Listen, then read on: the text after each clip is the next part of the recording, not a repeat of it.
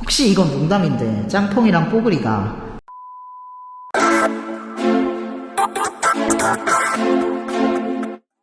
안녕하세요, 머니스택입니다. 오늘은 부산에 대한 얘기를 한번 해볼까 해요. 많이 돼지국밥 무 봤나? 짱퐁도 돼지국밥을 먹었을지는 모르겠지만 한번 살펴보도록 할게요. 부산은 블록체인 특구로 지정된 지는 나름 오래되긴 했지만 이제까지는 말뿐이었는데요. 하지만 이제부터 본격적으로 칼을 뽑았는지 올해부터 5년간 750억 원을 투입해서 내년 하반기를 목표로 부산 디지털 자산 거래소를 설립하기로 했습니다. 뿐만 아니라 KBW의 부산 버전인 BWB 2022도 개최하고 두나무 역시 부산에 지사를 설립할 것으로 알려져 있습니다. 드디어 부산이 블록체인 특구 같은 모습을 보여주나? 하고 생각했는데 두둔!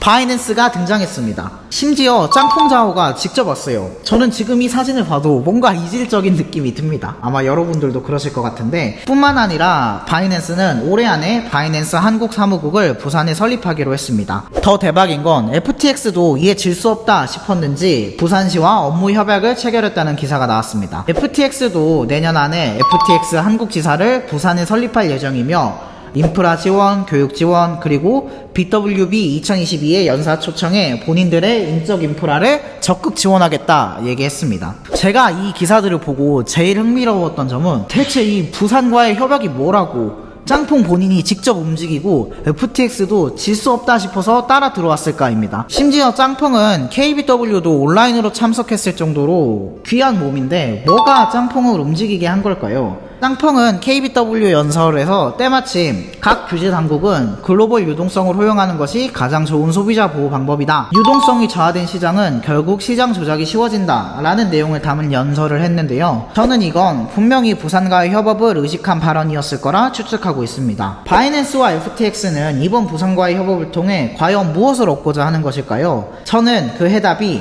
합법적으로 거래소를 운영할 수 있는 라이센스라는 생각이 들었습니다. 그 배경을 한번 살펴보도록 할게요.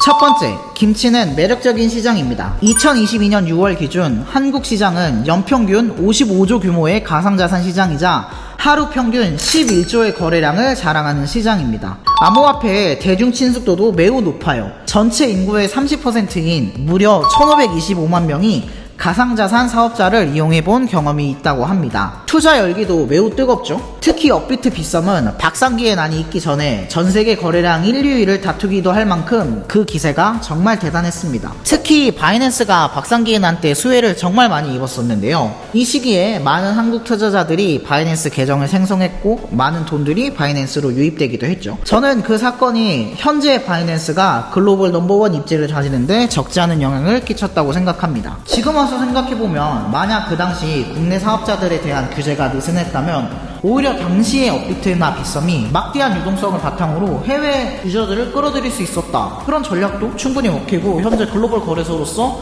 발돋움했을 수도 있다는 생각이 듭니다. 이런 시장의 배경을 바이낸스와 FTX 양 수장들도 매우 잘 알고 있습니다. 바이낸스는 예전에 바이낸스 코리아를 운영하다가 규제의 벽에 막혀 사업을 접었던 경험이 있으며 샘도 옛날에 김프 거래를 통해 달달하게 수익을 먹었다고 한 매체와의 인터뷰에서 밝히기도 했죠. 실제로 FTX는 빗썸 인수를 진지하게 논의할 만큼 한국 시장 진입에 매우 적극적인 모습을 보이기도 했죠. Korea crypto scene is too hot 임을 두 수장은 너무 잘 알고 있습니다. 이와 같은 이유로 양사는 한국 시장에 발을 거치고자 무던히 노력하고 있었으나 규제가 너무 강한 탓에 마땅한 해답을 찾지 못하던 중 그 대안으로 부산을 발견했기에 양사 모두 이렇게 적극적으로 움직이는 것이 아닌가 하고 생각합니다. 규제가 얼마나 심하기에 이렇게 부산과의 커넥션에 적극적일까요?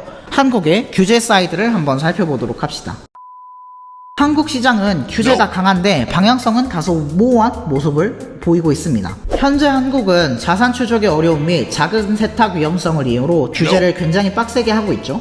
업비트는 이에 비트렉스와의 오더북 공유를 중단하기도 했습니다. 거래소들도 정부 눈치를 엄청 많이 보고 있습니다. 가장 선제적으로 모든 규제를 도입하고 있어요. 은행들 역시 마찬가지입니다. 거래소와의 실명 계좌를 터주는데 굉장히 정부 눈치를 많이 보기도 하고 트래블로를 도입하겠다 하니까 그 어떤 나라보다 앞장서서 트래블로를 도입하기도 했는데 이 과정에서 고객들의 편의성과 투자자들의 입장은 거의 고려되지 않았습니다. 입출금 해보신 분들은 알겠지만 스트레스도 정말 보통이 아니죠. 보따리 보냈는데 막 2시간 3시간 걸려도 입출금을 안 해줘가지고 스트레스를 받기도 하고 차익 거래 기회를 놓치기도 하는 등 이 시스템은 사실 정말 이해하기 힘들긴 합니다. 심지어 해칭을 하려면 국내에는 해칭 가능한 수단이 없으니까 미리 해외 거래소에 있던 자산을 숏을 쳐가지고 해칭을 해야 되기도 하는 아이러니한 상황이기도 하죠. 외환법, 특근법, 무슨 법 규제는 정말 많은데 그 과정에서 이용자들은 정말 큰 피해를 받고 있습니다. 사실 김푸도 정말 정상적인 상황은 아닙니다. 요새는 밈화되어가지고 2% 3%면 푸근하지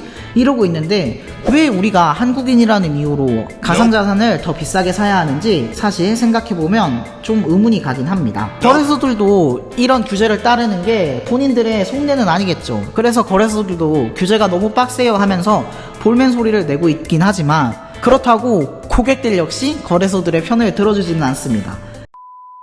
출금 수수료를 엄청 높게 하기도 하고 상패를 지네 맘대로 하기도 하고 접속 장애가 있기도 하고 이런 문제들이 있는데 그 어떤 고객이 막 거래소 편들만 들어주겠어요. 특히 제가 가장 아쉽게 생각하는 부분은 상장 코인 선별에 대한 아쉬움인데요. 트렌드가 한참 지난 코인을 뒤늦게 상장하기도 하던가 아니면 충분한 검증이 되지 않은 코인들을 오히려 우선적으로 상장해주기도 하는 등 저는 이러한 상장 문화, 투자자들의 선택폭을 너무 좁히는 상장 문화는 좋지 않다라고 생각을 하고 있습니다. 또한 이번에 미신고 외국 거래소들을 대상으로 접속 차단하겠다라는 기사가 나기도 했는데 사실 외국 거래소들에서 더 유망한 투자 자산을 다루는 경우도 정말 많거든요. 국내 거래소에 상장이 안 돼 있는데 백날 규제만 한다고 해서 이런 자산에 투자하고 싶은 사람들을 막을 수 있을까요? 그냥 저 같아도 눈물을 머금고 출국을 합니다. 그래서 이런 요소들을 종합해보면 내가 해외 거래소라 할지라도 진출에 관심을 안 가질 수 없는 거죠. 해외 거래소는 고객의 편의를 위해 빠른 입출금, 낮은 수수료, 더 많은 이벤트들을 적극적으로 도입해 나가고 있습니다. 그렇기 때문에 얘네는 이미 이 강점은 있으니까 한국에서 적법적으로 운영할 라이센스만 있으면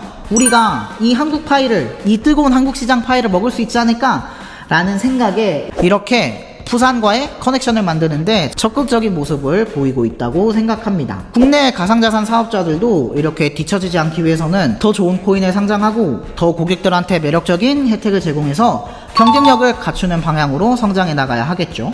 정부 역시 가상자산 양성화를 적극적으로 고려했으면 좋겠습니다. 절대 이 가상자산 시장이 현재는 작은 세수, 작은 시장이 아닙니다. 현재 큰손 투자자들은 국내 거래소를 사실상 입출금 용도로밖에 이용하지 않고요. 막대한 거래소 수수료는 대부분 바이낸스, FTX에 지출하고 있습니다. 백날 규제한다, 투자자들을 보호한다 라고 해서 규제만 해봤자 어차피 할 사람들은 다 하고 있고 국부 유출의 효과만 나을 것이라 생각합니다.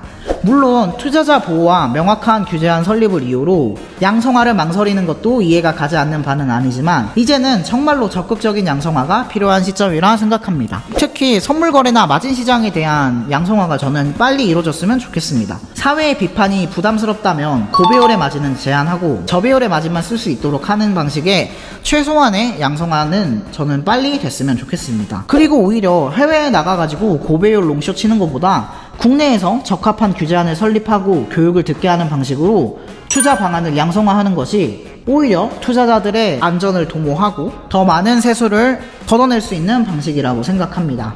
덮어놓고 규제만 하다가는 아무것도 해결하지 못하고 때만 묻힐 것이라 생각합니다. 마치 2017년에 국내가 크립토 시장에 패권을 잡을 수 있었던 그때처럼요.